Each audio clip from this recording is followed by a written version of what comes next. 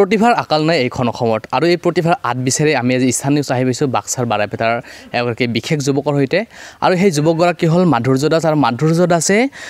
বাঁহী বাদনেৰে এক বিশেষ সমাদৰ লাভ কৰিবলৈ সক্ষম হৈছে গুৱাহাটী ইউনিভাৰ্চিটিৰ পৰা স্নাতকোত্তৰ ডিগ্ৰীধাৰী যুৱকগৰাকী আজি মোৰ সৈতে উপস্থিত আছে আৰু তেওঁ ৰাষ্ট্ৰীয় যুৱ মহোৎসৱত কেৰালালৈ গৈও বিশেষ সন্মান লাভ কৰিবলৈ সক্ষম হৈছে আৰু তেওঁৰ পৰা আমি কিছুমান কথা জানিবলৈ চেষ্টা কৰিম দাদা আপুনি কেতিয়াৰ পৰা আৰম্ভ কৰিছিল এই সংগীতৰ যাত্ৰা সংগীতৰ যাত্ৰা বুলি ক'লেতো স্কুলীয়া দিনৰ পৰাই আমাৰ বহুত ভিতৰুৱা ঠাই আৰু ইয়াতে তেনেকুৱা সুবিধাৰ অভাৱ আছিল তাৰপিছত তেনেকৈ এখন সংগীত বিদ্যালয় স্থাপন হ'ল আমাৰ ইয়াতে আৰু তাৰ কাৰণে আমিও যথেষ্টখিনি কষ্ট কৰিছিলোঁ সৰুৰ পৰা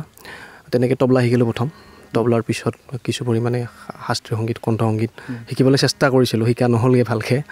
তাৰপিছত তেতিয়াৰ পৰা বাঁহীৰ প্ৰতি এটা চখ আছিল বাঁহী বজাবলৈ মন আছিল বাঁহী তেতিয়াৰ পৰা ঘৰত থাকে বজাৰত কিনিব পোৱা তো তেনেকৈ আনি পেলাই অলপ চলপ আৰম্ভ কৰোঁ তেনেকৈ আৰম্ভ কৰি থাকোঁতে লাহে লাহে ভাল বাঁহী পালোঁ আৰু যেতিয়া হেৰিলৈ গ'লোঁ গুৱাহাটীলৈ পঢ়িবলৈ গ'লোঁ মই বি বৰুৱা কলেজৰ পৰা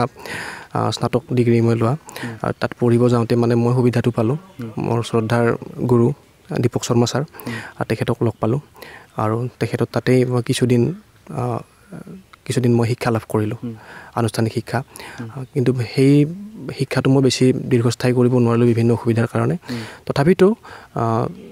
এজন মানে সাধাৰণ বাঁহী বাদক হিচাপে মই বজাই আছোঁ মঞ্চত বিভিন্ন কিন্তু এইবাৰ যিহেতু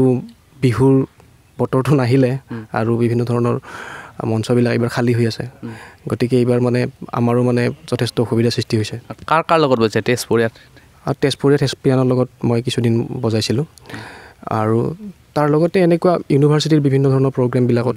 থাকিছিলোঁ আৰু ইউথ ফেষ্টিভেল পাতি কিবা কিবি তেনেকুৱা আনুষ্ঠানিক শিক্ষা মানে গুৱাহাটী ইউনিভাৰ্চিটিত কৰিছিল হয় মই মোৰ গাঁৱতে বাৰাপেটা হাইস্কুলৰ পৰা মই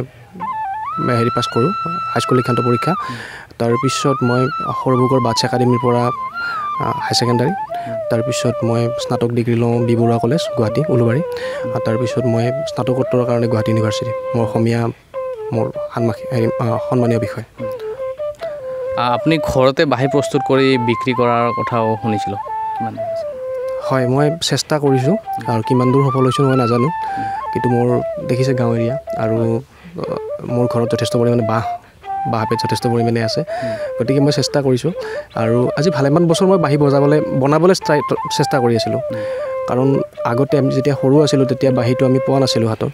গতিকে তেনেকৈ বাঁহ আনি পেলাই শুকাই পেলাই লোহা গৰম কৰি পেলাই ৰদ জাতীয় কিবা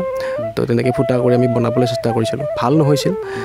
লাহে লাহে সেই বস্তুটো মানে মই চেষ্টা কৰি থাকিলোঁ বহুত বছৰলৈকে আৰু এতিয়া মোৰ যথেষ্ট পৰিমাণে বাঁহী ভাল বুলি ক'ব পাৰোঁ আৰু মই সেইকাৰণে কিছু পৰিমাণে বিক্ৰীৰ বাবে উলিয়াই দিছোঁ কিমান পৰিমাণত বিক্ৰী কৰিলে বৰ্তমানলৈ দাম কিমান দামটো এতিয়া যিটো পাইকাৰী মূল্য থাকে বজাৰত তো দিব লগা হয় তেনেকৈ ইমানখিনি বাঁহী মই যিমানখিনি আজিলৈকে বিক্ৰী কৰিলোঁ বিশেষকৈ লকডাউনৰ পিৰিয়ডটোত ইমানখিনি তেনেকৈ ইমান দাম পোৱা নাই তথাপিও গড়ে 150 টকামানকৈ আহিছে মোৰ প্ৰতিটো বাঁহী হয় এগৰাকী আছিল যুৱক প্ৰতিভাসম্পন্ন যুৱক বিশিষ্ট বাঁহীবাদক দীপক শৰ্মা দেৱৰ তাতেও তেওঁ শিক্ষা গ্ৰহণ কৰিছিল আৰু এতিয়া